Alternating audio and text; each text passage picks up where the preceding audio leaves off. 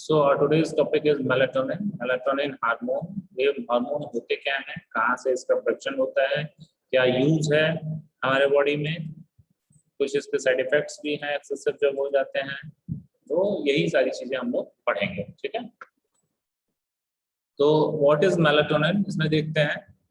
इसमें लिखा है hormone that is naturally produced by the pineal gland.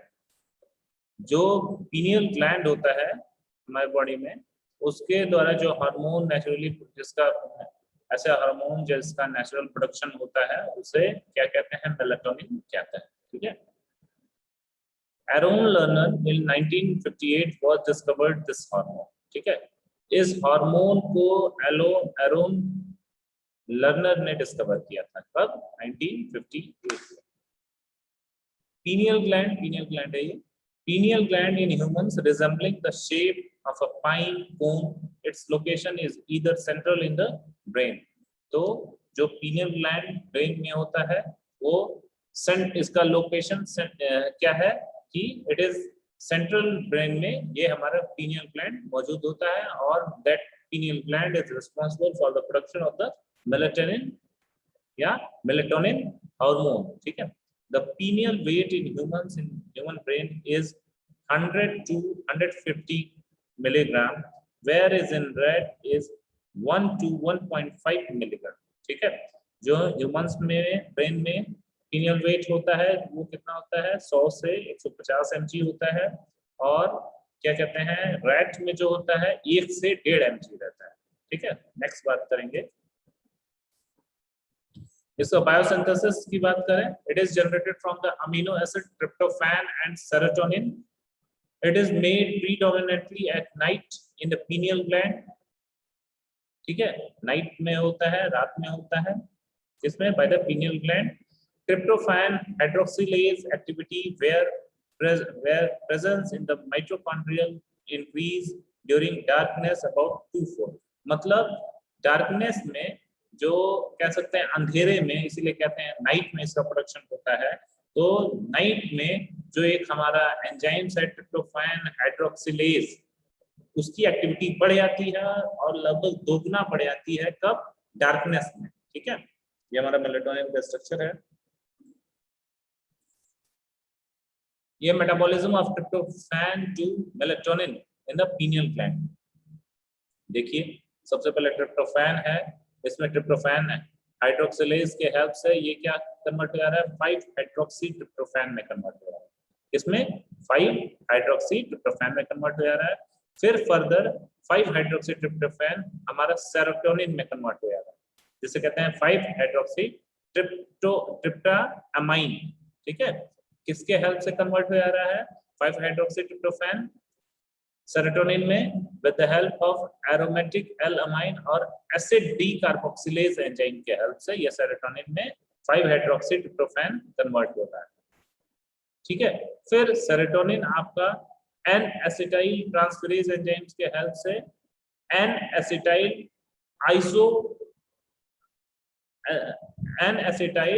Serotonin में कन्वर्ट हो जा रहा है। किसके हेल्प से, सेरोटोनिन एन एसिटाइल ट्रांसफेरेज के हेल्प से एन एसिटाइल सेरोटोनिन में कन्वर्ट हो जा रहा है। ठीक है, फिर फर्दर एन एसिटाइल सेरोटोनिन किसमें कन्वर्ट हो रहा है, मेलाटोनिन में कन्वर्ट हो रहा है, जो कि हमारा लास्ट और फाइनल स्टेप है। तो किसके हेल्प से कन्वर्ट हो रहा है, तो हाइड्रोक्सी इंडोल ओ मिथाइल ट्रांसफेरेज के हेल्प से कन्वर्ट हो रहा है। ठीक है, तो ये मेलाटोनिन जिसका केमिकल नेम है 5-मेथॉक्सी एन एसिटाइल ट्रिप्टामाइन। ठीक है, तो ये मेलाटोनिन में हमारा फाइनली कन्वर्ट हो रहा है। बहुत इंपॉर्टेंट है, इसका स्क्रीनशॉट वगैरह आप लोग ले सकते हैं। ठीक है, तो ये this was all about the metabolism of tryptophan to melatonin in the pineal gland. बहुत इंपॉर्टेंट है, आते भी है एग्जाम में। ठीक है, तो इसका स्टेप जरूर आपको याद रहना चाहिए। ये याद कर लीजिएगा कि इसमें कौन सा एंजाइम्स है जिसके हेल्प से हमारा ये एक फॉर्म से दूसरे फॉर्म में कन्वर्ट हो रहा है, मतलब एक केमिकल से दूसरे केमिकल में, एक बायोकेमिकल से दूसरे बायोकेमिकल में कैसे कन्वर्ट हो रहा है। ठीक है, एक बार फिर से रिपीट कर लेते हैं। ट्रिप्टोफैन आपका 5 हाइड्रोक्सी ट्रिप्टोफैन में कन्वर्ट हो रहा है with the help of tryptophan hydroxylase enzyme. ठीक है, फिर हमारा 5 हाइड्रोक्सीट्रिप्टोफैन सेरोटोनिन में कन्वर्ट हो रहा है with the help of acid D carboxylase, ठीक है, aromatic L amino acid D carboxylase enzyme के हेल्प से सेरोटोनिन में कन्वर्ट हो जा रहा है। कौन कन्वर्ट हो जा रहा है? 5 हाइड्रोक्सीट्रिप्टोफैन कन्वर्ट हो रहा है। फिर सेरोटोनिन हमारा एन एसिटाइल सेरोटोनिन में कन्वर्ट हो रहा है with the help of N acetyl transferase enzymes के हेल्प से कन्वर्ट हो रहा है। फिर एन एसिटाइल सेरोटोनिन किसमें कन्वर्ट हो रहा है? मेलेटोनिन में कन्वर्ट हो रहा है। ये कौन सा एंजाइम है? हाइड्रोक्सी इंडोल ओ मेथाइल ट्रांसफरेज एंजाइम के हेल्प से हो रहा है। मतलब एक फॉर्म से दूसरे फॉर्म में कन्वर्ट हो रहा है with the help of the various enzyme, ठीक है। नेक्स्ट इसमें हम बात करेंगे, अब इसके मेटाबॉलिज्म की बात करें तो there are several metabolic pathway. पहला ब्रेन की बात करें तो one is the formation of N acetyl 5 methoxy kynuramine Runemin after deoxygenase of melatonin compound cleavage pyrrole cycle। तो ये ब्रेन में हो गया। लिवर की बात करें तो by demethylation to N acetyl serotonin, इसका डीमेथाइलेशन से एन एसिटाइल सेरोटोनिन में कन्वर्ट हो जा रहा है। फिर metabolic pathway of exogenously administered melatonin in humans are reported half life 3 and 15 minutes, 3 to 45 minutes, ठीक है। हाफ लाइफ इसका ये कह सकते हैं, फार्माकोलॉजिकल ये टर्म है। हाफ लाइफ का मतलब ये है कि अगर ड्रग हमारे बॉडी में जा रहा है तो कितने देर तक उस ड्रग का एक्शन शो करेगा। तो इसका जो बोल रहा है metabolic pathway of एक्सोजेनसली administered melatonin, मतलब एक्सोजेनसली एडमिनिस्ट्रेशन ऑफ मेलाटोनिन जब मेलाटोनिन ह्यूमन में करते हैं तो उसका हाफ लाइफ कितना रहता है? 3 से 45 मिनट रहता है। मतलब 3 से 45 मिनट उस मेलाटोनिन का इफेक्ट हमारे बॉडी पे रहता है। मेलाटोनिन सिक्रीशन की बात करें तो melatonin secretion starts at 3 to 4 months of the age when night time sleeping consolidates। मतलब नाइट टाइम के दौरान ये 3 से 4 महीने का बच्चा जब होता है तब मेलाटोनिन का सिक्रीशन स्टार्ट होना शुरू हो जाता है, ठीक है।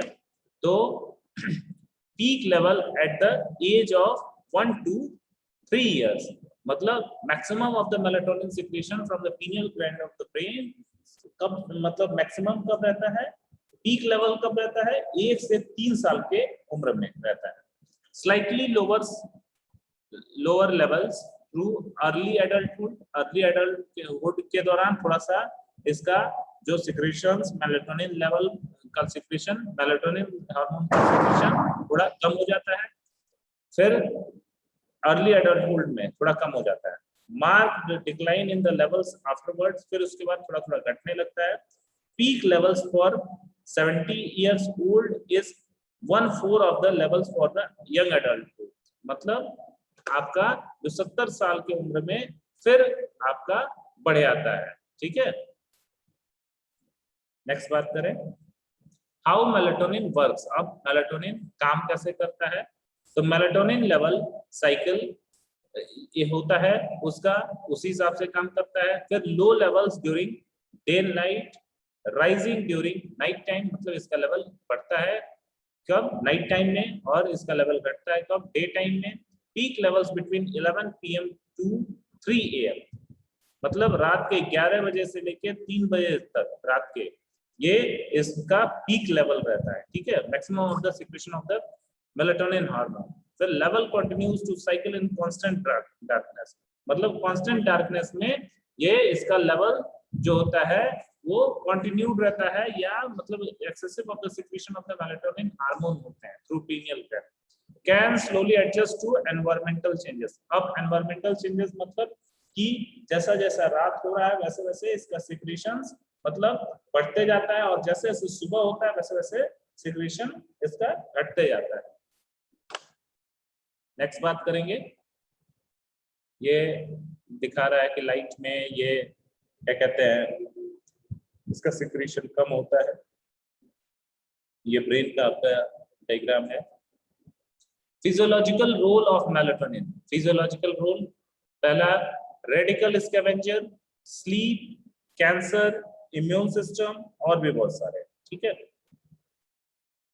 रेडिकल स्कैवेंजर की बात करें तो free radicals bearing on unpaired electrons, ठीक है। फिर hydroxyl free radical is one of the dangerous and reactive radicals, मतलब जो फ्री रेडिकल्स हमारे शरीर में बनते हैं उसको भी बाहर निकालने के लिए ये जो मेलाटोनिन हार्मोन है उसका बहुत ही इंपॉर्टेंट रोल है फ्री रेडिकल्स को निकालने में। 5% of the oxygen taken in will be converted to super oxide anions, ठीक है। तो जो 5% ऑक्सीजन जो लेते हैं वो किस में कन्वर्ट हो जाएंगे, सुपर ऑक्साइड एनायंस में कन्वर्ट हो जाएंगे। ऑक्सीडेटिव स्ट्रेस की बात करें, कंटिन्यूअस फॉर्मिंग रेडिकल्स, जो ऑक्सीडेटिव स्ट्रेस बनते हैं वो फ्री रेडिकल्स से ही बनते हैं, continuous forming of free radicals. Oxidative stress can be increase by toxin, excessive exercise, radiation, infection, ischemia etcetera, ठीक है। तो ऑक्सीडेटिव स्ट्रेस जो होते हैं वो फ्री रेडिकल्स के अलावा ये जो हमारे बॉडी में अगर टॉक्सिक सब्सटेंसेस बढ़ जाते हैं तो उससे भी होते हैं ऑक्सीडेटिव स्ट्रेस। फिर एक्सेसिव एक्सरसाइज, ज्यादा एक्सरसाइज करने की वजह से रेडिएशन का इफेक्ट है हमारे बॉडी पे है, उसके वजह से भी ऑक्सीडेटिव स्ट्रेस होंगे। इन्फेक्शन की वजह से as well as ischemic heart disease की वजह से भी ये ऑक्सीडेटिव स्ट्रेस होंगे। फिर है vitamin C and E also can act as a radical scavenger. जो विटामिन सी और ई हम लेते हैं वो एक तरह से रेडिकल स्कैवेंजर का काम करेगा। रेडिकल स्कैवेंजर का मतलब उसे ऐसा कंपाउंड जो फ्री रेडिकल्स को हमारे शरीर से बाहर निकालता है। तो विटामिन सी और ई भी रेडिकल स्कैवेंजर का काम करेगा, ये हम देख सकते हैं फ्री रेडिकल्स कैसे बाहर निकल रहे हैं। नेक्स्ट है, अब देखिए ऑक्सीडेटिव स्ट्रेस में कैसे कैसे होगा। फीटस में आपका pre-eclampsia, intrauterine growth restriction, eyes में क्या होता है, कैटरेक्ट हो जाता है, रेटिनल डिजीज हो जाते हैं, ये सारे ऑक्सीडेटिव स्ट्रेस की वजह से होंगे। फिर हार्ट वेसल्स में देखा जाए तो arteriosclerosis, hypertension, ischemia, cardiomyopathy, heart failure, ये होंगे। फिर किडनीज में देखा जाए तो ग्लोमेरुलोनेफ्राइटिस, क्रोनिक रीनल फेल्योर। फिर लंग्स में देखा जाए तो अस्थमा, क्रोनिक ब्रोंकाइटिस। फिर जॉइंट्स में देखा जाए तो अर्थराइटिस, रूमेटिज्म। ब्रेन में देखा जाए तो Alzheimer disease, Parkinson disease, memory loss, depression, stroke, ये सारे मतलब हमारे ऑक्सीडेटिव स्ट्रेस के मतलब एक तरह से ये सारे लक्षण हैं अलग अलग बॉडी ऑर्गन्स में। मल्टी ऑर्गन्स में देखा जाए तो cancer, ageing, diabetes, inflammation, infection, ये मैक्सिमम हर ऑर्गन्स में होते हैं, ठीक है।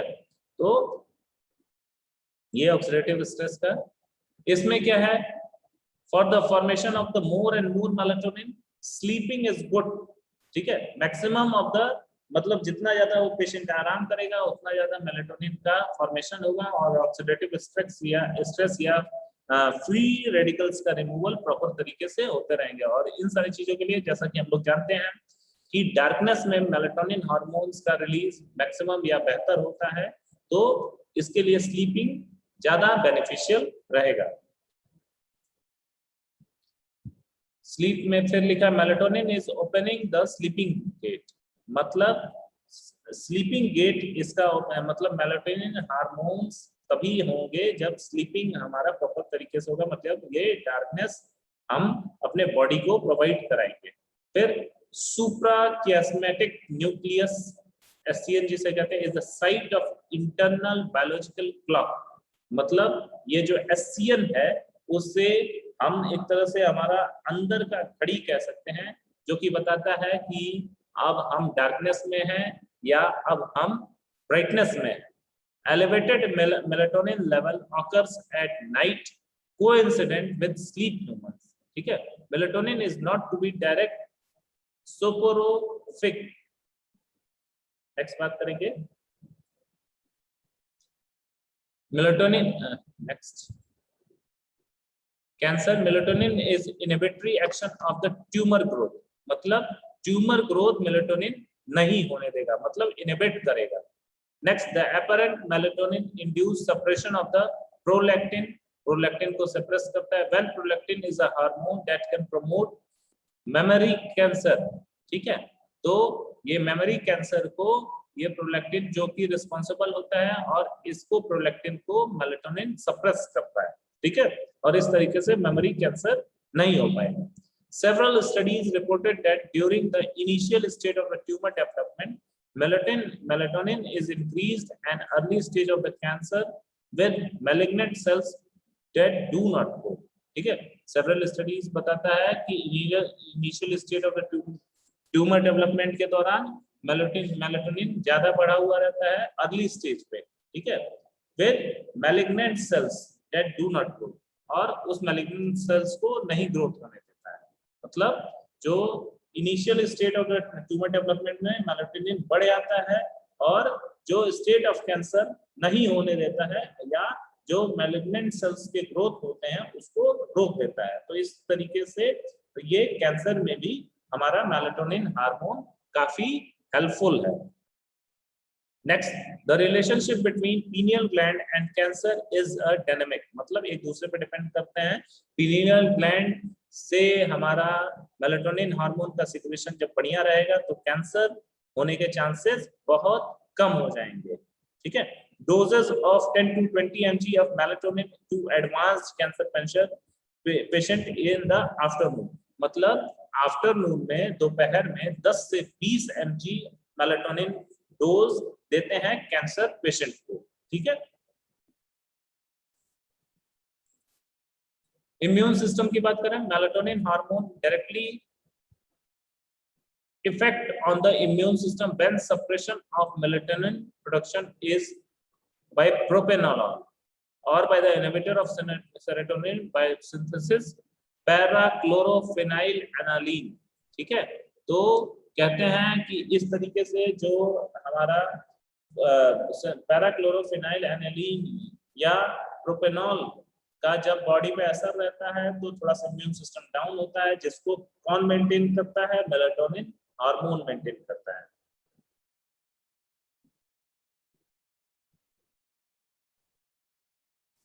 अदर फंक्शन की बात करें तो melatonin can act as an antioxidant, antioxidant का मेलाटोनिन काम करता है।